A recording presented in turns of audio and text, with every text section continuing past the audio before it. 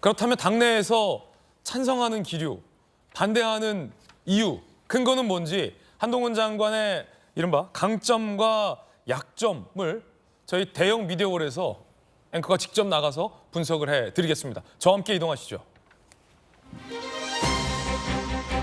자, 여론조사가 아니고요.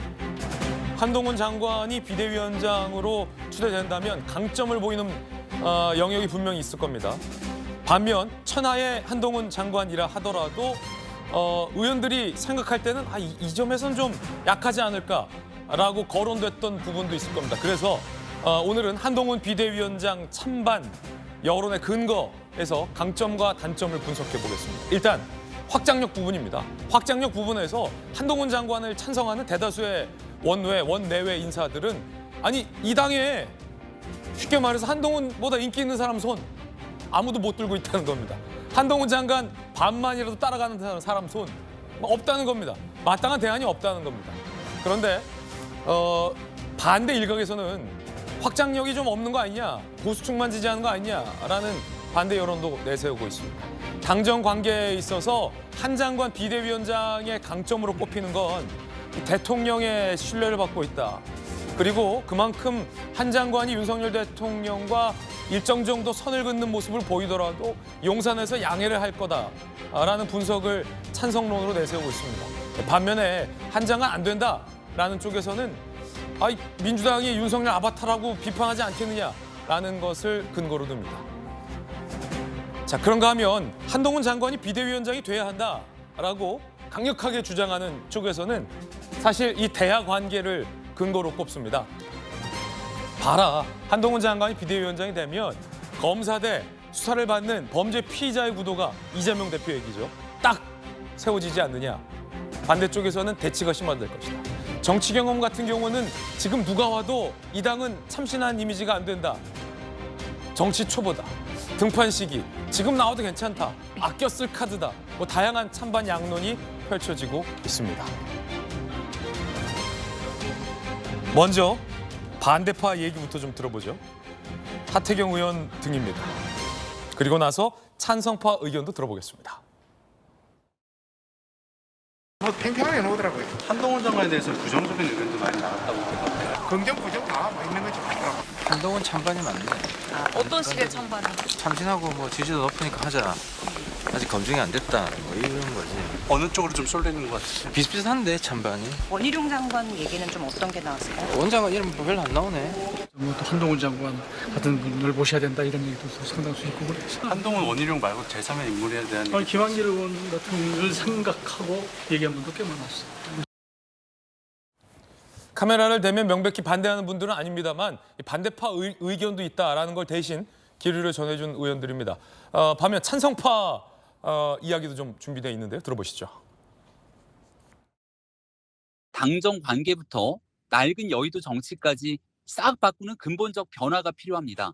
강력한 국민 여론 지지를 이끌어내는 리더십이 그 무엇보다 중요할 겁니다. 총선 필승을 위해서는 한동훈 같은 카드가 필요하기 때문에 우리 전남 도당의 모든 당직자들은 한동훈을 압도적으로 지지합니다. 자, 찬반 양론도 있습니다. 하태경 의원 같은 경우는 아껴 쓰자, 그래서 반대다 이런 얘기도 하고 있다는데 정혁진 변호사가 보기에는 어떻습니까? 지금 강점, 약점 다 분석을 해드렸는데요. 일단 5가지로 정리를 했는데 첫 번째 확장력. 한동훈 장관보다 더 확장력이 있는 사람이 어디 있습니까? 보수든 전 국민적이든 제가 봤을 때 있으면 좀 나와보라고 하면 좋겠고. 있으면 나와봐라. 그다음에 지금 대화 관계에 있어서 지금이 중요하다 이렇게 생각하는데 지금이 평시입니까? 지금까지도 대화 관계는 여야 관계는 극단적으로 대치하고 있지 않았습니까? 그런데 이제는 폭풍전이 아니겠습니까? 이제 한판 승부를 앞두고 있는데 무슨 대화 관계 마님 사정 봐줄 그런 일이 뭐가 있는가 그런 생각이 들고요. 그다음에 정치 경험이 제일 큰 문제다라고 말씀들을 많이 하시는데 저도 그 생각은 하지만 지금 우리나라에서 여든 야든 정치력이 있는 사람이 어디 있습니까? 뭐 5선 6선 하신 분들 국회의원들 있지만 그분들이 뭐 정치력 지금 발휘하고 있습니까? 김기현 대표 말씀하시는 겁니까? 아니 지금 저기 뭐 이재명 대표도 마찬가지로 정치력 따지면은 0.5선밖에 되지 않지 않습니까? 예. 박정아 의원하고 제가 봤을 때 똑같아요. 그다음 이제 시기적으로 봤을 때 뭐가 있냐면은 지금은 일반적인 페넌트 레이스가 아니잖아요. 예. 한국 시리즈가 대선이라고 하면은 이번 총선은 한국 시리즈에 나가기 위한 포스트 시즌에 가느냐 마느냐 한판 승부거든요. 아끼다 못 쓸 수도 있다. 지면 끝이에요. 그러면은 지금 조금 지고 있다고 하더라도 따라가가지고 이걸 역전할 생각을 해야지 패전 초령으로 쓰면 지금까지 민주당이 한동훈 장관을 이렇게 키워줬는데 다 이때를 위해서 키워준 건데 이때 안 쓰고 패전 초령으로 쓰면 그게 뭐 하는 건가 그런 생각이 들고요. 예. 핵심은 뭐냐면요.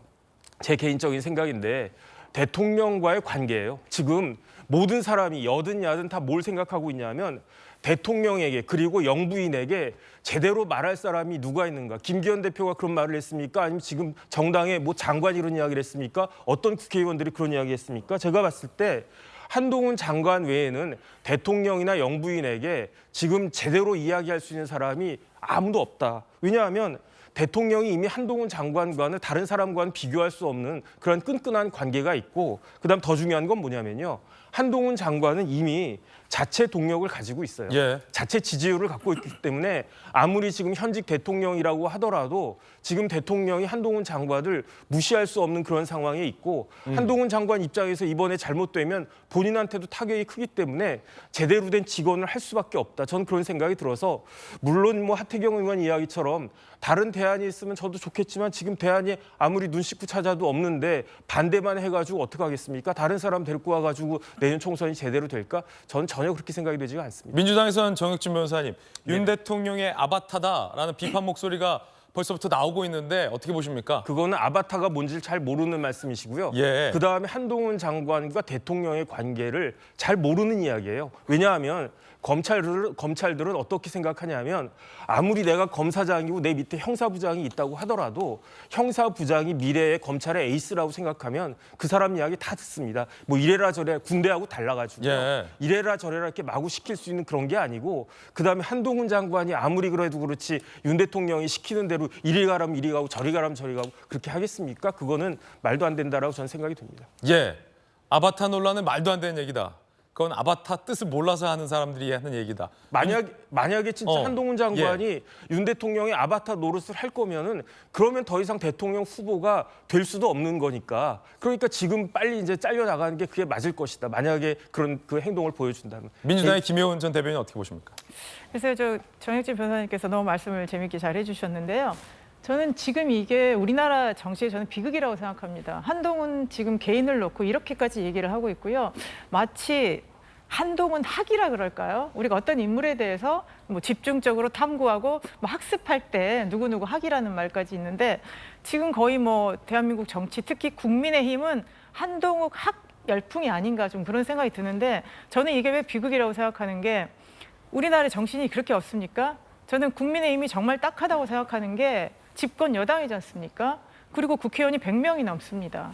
그런데 평생 검사만 했던 사람 그리고 윤석열 대통령의 후광으로 법무부 장관을 한 사람이 지금 정치 전면에 나서서 국민의힘의 구세주가 돼야 된다는 저는 그게 정말 국민의힘의 지금 한심하고 딱한 처지를 웅변하고 있는 것 같고요. 물론 이제 그런 다급한 게 있는 것 같습니다. 지금 지역에서 총선을 준비하는 국민의힘 후보 입장에서 대통령 지지도는 안 오르지, 지역 민심은 안 좋지.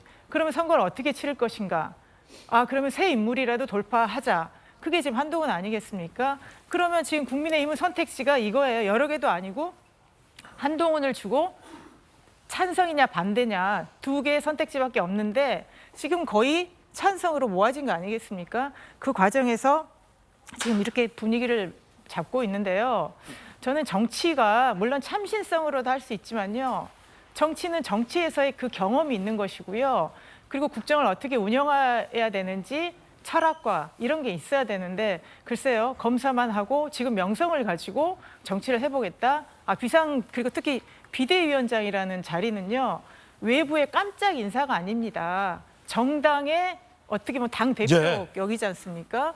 그러면 당 대표라는 거는 전국 조직을 다 관장을 해야 되고요. 원내뿐만 아니라 그리고 선거를 이렇게 다 치러야 되는데 그런 조직에 대한 전혀 경험이 없는 사람이 네. 비대위원장으로 한다. 저는 이렇게 논의되는 것 자체가 국민의힘의 참 딱한 처지 그리고 예. 대한민국 정치 발전에 저는 굉장히 퇴보적인 현상이다라고 생각합니다. 굉장히 강도 높은 비판 나왔습니다. 국민의힘에 사람이 이렇게 없냐, 한심하고 딱하다라는 강도 높은 비판인데 안용환 전 의원께서 들으실 때는 어떻습니까? 뭐 틀린 이야기는 아닙니다. 예. 근데 이 지적은 국민의힘에만 해당되는 게 아니라 대한민국 민주당을 포함한 모든 정당에 다 해당이 되는 이야기입니다. 예.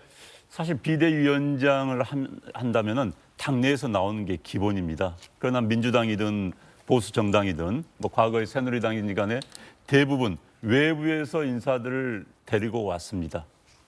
내부 인사가 없다는 이야기죠. 그만큼 현재 국민의힘 당에서는 비대위원장 이번에 세 번째입니다. 앞에 정진석, 조영 의원들과 내부 인사를 했습니다만 별 진도가 나가지 않았어요. 그래서 이 외부 인사를 끌고 올 수밖에 없는 대한민국 정당들의 비극. 이것은 한국 정당의 퇴보라기보다는 아무튼 어려움이다, 비극이다 이런 이야기를 말씀드리고 싶고요. 두 번째는 지금 한동훈 법무부 장관에 대한 평가가 뭐 찬성 측, 반대 측 나오는데 전 다 맞다고 봅니다. 이쪽에서 보면 이런 측면이 보일 수 있고 저쪽에서 보면 저런 측면이 보일 수 있고요. 이건 옳고 그름의 문제가 아니라 선택의 문제입니다. 총선을 앞두고 한동훈 장관의 어느 측면이 총선에 더 도움이 되느냐를 놓은 선택의 문제일 뿐이죠. 그래서 다만 한동훈 법무장관이 비대위원장이 된다면 본인에 대한 부정적인 평가를 굉장히 의식해야 되는 겁니다. 과연 내가 국민의 지지를 받고 있지만 보수층에서만 지지가 큰가? 라고 한번 되돌아볼 필요가 있는 겁니다. 그럼 외연을 확장할 필요가 있는 거고요. 특히 이제 정치 초보라는 측면에 대해서 본인이 그렇다면은 많은 주위에 정치 고수들, 원로들의 이야기를 많이 들어야 되는 겁니다. 그다음에 윤 대통령의 아바타라는 평가, 본인이 그걸 극복하기 위해서 노력을 해야 되는 것이죠. 다만 이제부터는 한동훈 비대위원장이 된다고 한다면은 본인이 하기 나름입니다. 과거 박근혜 비대위원장이 성공할 수 있었던 것은 과감히 바꿨기 때문이죠. 물론 네. 박근혜 비대위원장이 강력한 대선 유력 주자였다는 점도 있습니다만 그 당시 박근혜 비대위원장이 들어와서 당명 바꾸고요. 당 색깔이 이 빨간색으로 됐던 건 그때 바꾼 겁니다. 그 전에 파란색이었죠. 당명 그다음에 체제를 많이 바꿨기 때문에 한 비대위원장이 성공을 하려면은 국민들이 저렇게 바꿀 수도 있어. 그러니까 변화는요.